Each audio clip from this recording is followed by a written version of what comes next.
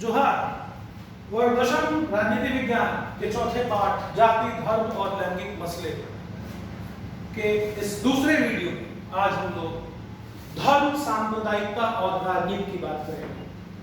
बच्चों, पिछले वीडियो में हम लोगों ने लैंगिक मसलों पर आधारित सामाजिक विभाजन की राजनीति और उसके परिणाम की बात की थी और हम लोगों ने निष्कर्ष निकाला था कि लैंगिक मसलों पर आधारित सामाजिक विभाजन की राजनीतिक अभिव्यक्ति बहुत कम होती है, लेकिन जब कभी भी लैंगिक मसलों की राजनीति होती है तो उसका परिणाम बहुत धनात्मक होता है, बहुत सुखद होता है।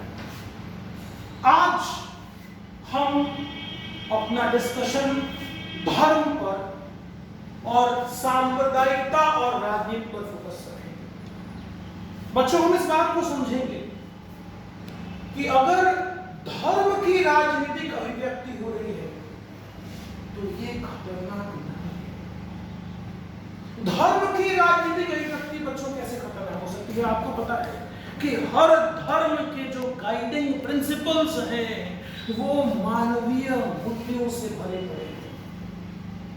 हर धर्म मानवता की, प्रेम की, करुणा की, एकता की, एक दूसरे के मदद की और तमाम अच्छाइयों की बात करता है। तो अगर राजनीति धर्म की उन अच्छाइयों से गाइडेड हो, अगर राजनीति में धर्म, हर धर्म की जो अच्छी अच्छी बातें हैं, जो संस्कार हैं, अगर उस तरह से राजनीति की जाए तो क्या लगता है कि उसके परिणाम कैसे खतरनाक हो सकते हैं? बच्चों, महात्मा गांधी का एक प्रसिद्ध वक्तव्य है और वो ये कि धर्म को राजनीति से अलग नहीं किया जा सकता।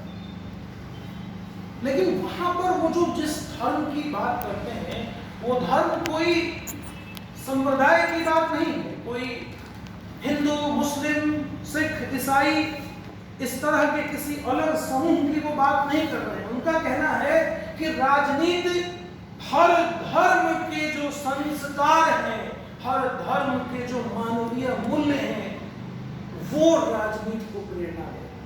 और आप समझ सकते हैं कि अगर इस तरह की राजनीति होगी तो निश्चित रूप से उसका परिणाम सुखद होगा।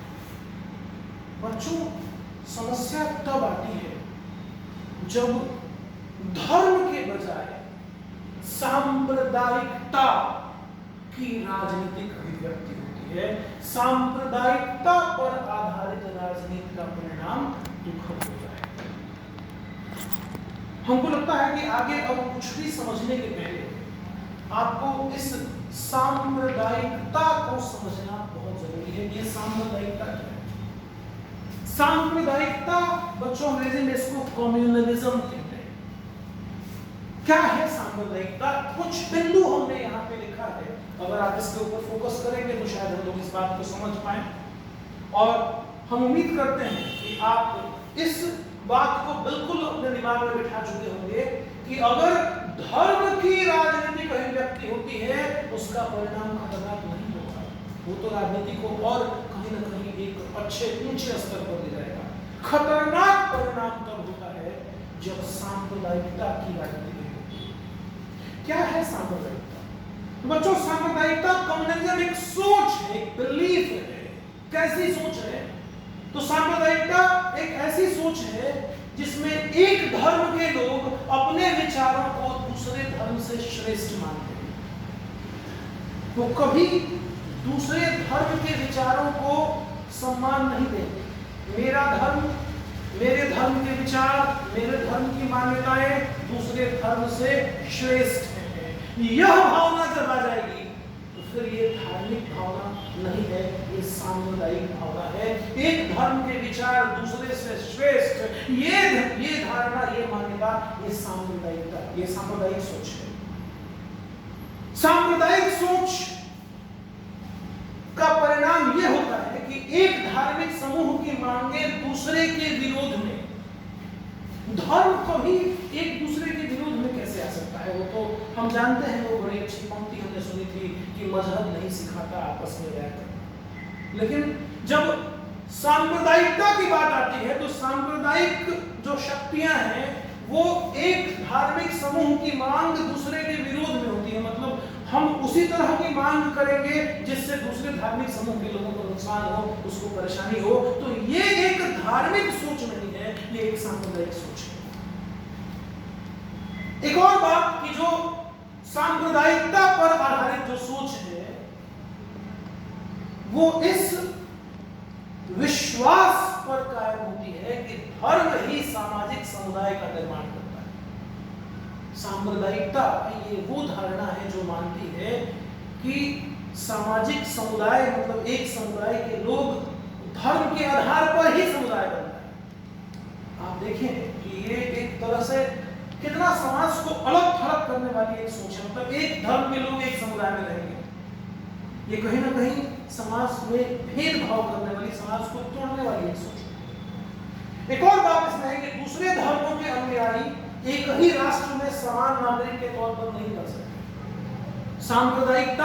सांप्रदायिक सोच कितनी खतरनाक हो सकती है, वो इस धारणा पर विश्वास रखते हैं कि एक अलग अलग धर्म के लोग समान नागरिक के रूप में देश में नहीं रह सकते। इसमें क्या होता है कि जो बहुसंख्यक लोग हैं, मतलब उस देश में जिस धर्म के लोगों की संख्या ज्यादा है, उनकी ये मान्यता होती है, अगर उनकी सांप्रदायिक सोच है तो उनकी ये मान्यता होती है कि दूसरे धर्म के लोगों को समान अधिकार नहीं मिलना चाहिए, हमारा धर्म उनसे श्रेष्ठ है। जो अल्पसंख्यक लोग हैं उनको इस बात का ये होता है कि अरे बहुसंख्यक लोग तो हमारे धर्म, हमारी संस्कृति, हमारी मान्यताओं को महत्व दे ही नहीं रहे हैं, तो फिर इस राष्ट्र में हम कैसे रह सकते हैं। तो कहीं ना कहीं सांप्रदायिकता इस सोच की ओर आगे बढ़ाती है कि अलग अलग धर्म के लोग एक ही देश में समान नागरिक के रूप में नहीं। तो ये जो सांप्रदायिकता है, ये जो सांप्रदायिक सोच है, अगर इसकी राजनीतिक अभिव्यक्ति होती है बच्चों, राजनीति में सांप्रदायिकता के क्या विभिन्न रूप देखने को मिलते हैं। अलग अलग रूप में सांप्रदायिकता राजनीति में किस रूप में दिखती है। सबसे पहले आप देखिएगा कि ये जो सांप्रदायिकता है ये कहीं ना कहीं दैनंदिन जीवन में, हमारे डे टू डे लाइफ में कहीं ना कहीं ये परिलक्षित होती है। जब हम ये जैसे ही हमारे दिमाग में आया कि हमारा धर्म दूसरे से सर्वश्रेष्ठ है, हमारा धर्म दूसरे से बेहतर है, तो फिर एक सांप्रदायिक सोच है। धार्मिक सोच तो ये होगी कि हर धर्म समान रूप से, मतलब हमारा धर्म भी और सबका धर्म भी वो एक समान रूप से। लेकिन अगर सांप्रदायिक सोच से हम गाइडेड होते हैं तो हम ये मानेंगे कि हमारा धर्म दूसरे से श्रेष्ठ है, फिर दूसरे धर्म को हम कोई सम्मान नहीं देते।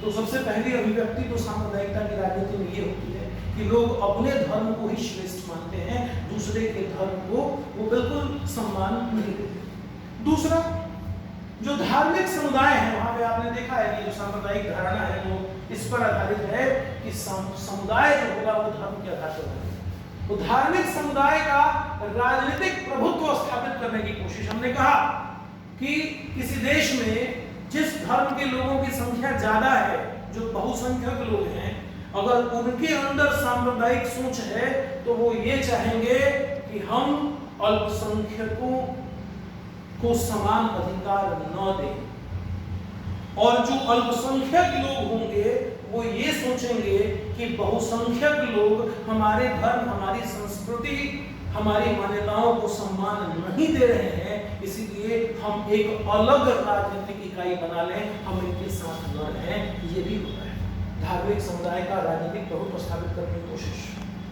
और किस तरह से सांप्रदायिकता का राजनीति में अभिव्यक्ति होती है, तो आप देखेंगे कि चुनाव के समय या अन्य अवसरों पर धार्मिक प्रतीकों का इस्तेमाल करके, धर्म गुरुओं का अपील करके, लोगों से धर्म के नाम पर भावनात्मक अपील करके सांप्रदायिक आधार पर राजनीतिक गोलबंदी करने की कोशिश होती है। लोगों को धर्म के नाम पर, धार्मिक प्रतीकों के सहारे, धर्म गुरुओं के भावनात्मक अपील के सहारे उनको राजनीतिक रूप से एक करने की कोशिश की जाती है।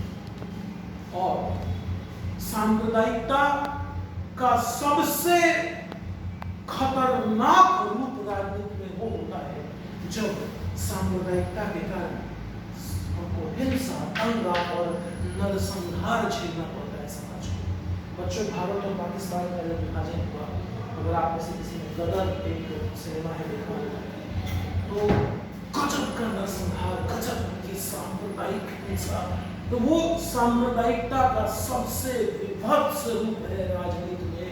इस सांप्रदायिकता की वजह से हिंसा, दंगा और नरसंहार हो सकता है।